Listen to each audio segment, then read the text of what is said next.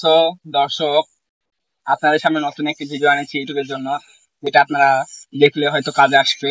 আপনারা যারা ভুট্টা লাগিয়েছেন, ইতিমধ্যে ভুট্টা কিন্তু উঠেও গিয়েছে। যে এই ভিডিওর মূল যে কালেকশন, যেটা হলো আপনারা ভুট্টা যে কাঁচা বিক্রি করে দিবেন নাকি শুকিয়ে বিক্রি করবেন, সেটাই আমরা বলবো। এই ভিডিওটি কোনটাই লাভ আছে কোনটাই লস আছে।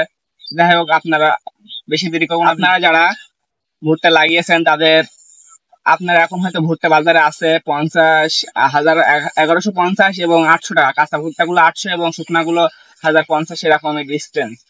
আপনারা এইগুলো থেকে, আপনার যদি কাঁচা ভুট্টা এবং শুকিয়ে ভুট্টা, এগুলো থেকে কিন্তু 5-6 কেজি এরকম কমে যেতে পারে।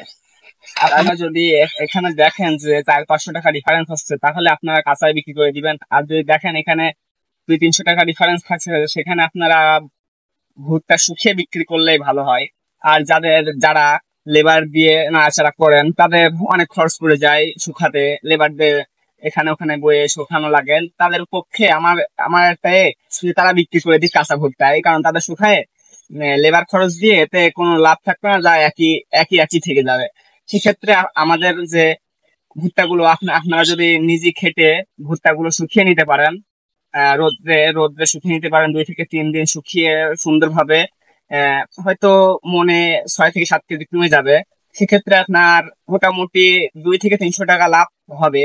আপনার যেখানে 800 টাকা সেখানে 1150 টাকা, এখানে ভালোই লাভ আছে। যেটা বললে কৃষকদের কাছে এটা অনেক, কারণ কৃষকের কাছে টাকার মূল্য আছে, যেটা বললেই নয়। আপনারা আপনারা যদি নিজে থেকে খেটে নিতে পারেন, তাহলে আপনারা ভুট্টা গুলো শুকিয়ে নিবেন। আর যদি যাদের লেবার খরচ দিতে হয়, যারা নিজেরা করতে পারেন না, লেবার দিয়ে নাড়াচাড়া করে করতে হয়, তাদের লেবার খরচটা আহ যেটা হয় সেটা সেটা ওই দামে চলে যায়। সেক্ষেত্রে আমি বলি, আপনারা যারা লেবার দিয়ে কাজ করাবেন, তারা ভুট্টা কাঁচায় বিক্রি করে দিবেন। যেহেতু এখন বাজারে চলছে, এখন শুনেছি 800 থেকে 1150।